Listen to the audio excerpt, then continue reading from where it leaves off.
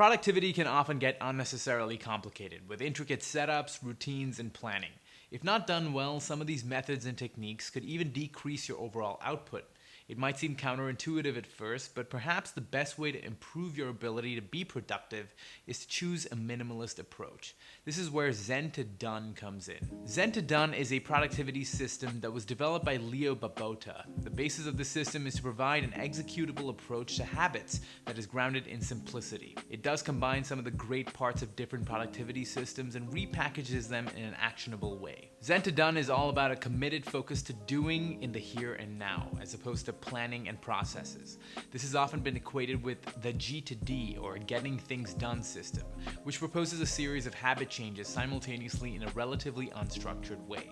So Zen to Done helps simplify and rectify a lot of the issues that you may find within the G to D system. It's essentially a productivity approach that uses minimalism to its advantage and gives you options. Allow me to explain. There are 10 key habits that form this system, and I'll walk you through them, but bear in mind that it's highly recommended you strictly focus on one habit at a time, and focus on it for a few weeks before you move on to the next habit. There also isn't a particular order in which you need to approach these habits. It's more about what your needs are and the areas that you need some support with. Once you've spent some time on each habit, you'll work it into your daily routine, and you'll actually develop a new habit that will help your productivity without you even trying. That sounds like a pretty sweet deal to me. The first habit is collect. So it's recommended to collect your ideas, tasks, and projects that you're working on, simply so that you can get these items out of your head and document them. Even a to-do list works for this one. I do this all the time. I log my to-dos every single day, and I carry a little journal to collect my ideas about building my business, creativity, or anything else. The second habit is process. For the most part, this one applies to your email inbox and other quick items on your list. What you want to develop is the ability to make quick decisions in 2 minutes or less about what to do with those items. Whether you want to add them to your to-do list or delegate them or do them now. The Eisenhower Matrix will help you with this, so check that video out for more info. It's all up there or in the description below. The third habit is plan. Now, at the start of each week, it would help to chart out the most important tasks for that week.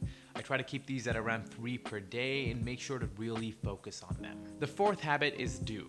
This one is pretty self-explanatory. Ideally, you want to select one of those most important tasks of the day and focus on them without distractions or multitasking. Because you know by now that multitasking is bad for you, right? The fifth habit is simple, trusted system. This one is all about placing related items into categories that are simple and understandable. So for instance, all your work items would go into a work list, and personal items would go into a personal list, and so on. Once again, you want to pick and choose the habits that you want based on what you feel you need the most. The sixth habit is organize. Organization is essential for simple productivity. So whether it's folders that have been organized by categories and sections for your inbox, you want to put things where they belong so you don't have to sort through them later. The seventh habit is review. Zen to Done recommends a review of your goals and tasks on a weekly basis. This can help you monitor your progress and see if you're hitting your smaller milestones on the way to your larger goals. The OKR framework is one of those frameworks that will really help you with this particular habit. You can check that one out too on my channel as well. The eighth habit is simplify. Once you review your to-do lists and your goals, keep looking for items that you could either eliminate or simplify. Your projects and tasks need to match up with your goals. If they don't, you gotta kick them to the curb. This is all about being intentional and really only doing the stuff that matters. What can I say? Minimalism, right? The ninth habit is routine. Creating the perfect morning routine is perhaps one of the most powerful keystone habits to have. It just sets you up to tackle all the things that you need to.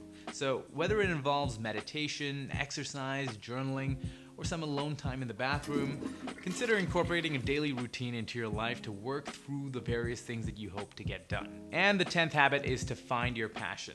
This one is more of the cherry on top of your hot fudge sundae. But if you can make a habit out of seeking work that you are passionate about, then not only are you going to procrastinate less, but also you're naturally going to love what you do and are more likely to stay consistent with it. And this might just be the most important habit of all, because if you can find time to discover what you're passionate about and how you could possibly make a career out of it, well, then that would really be something, wouldn't it? As always, thank you so much for watching. Gently show some love to that like button and subscribe down below. There's also a little bell right next to that, so if you hit it, it will not hit you back. Go ahead, give it a try. See you next time.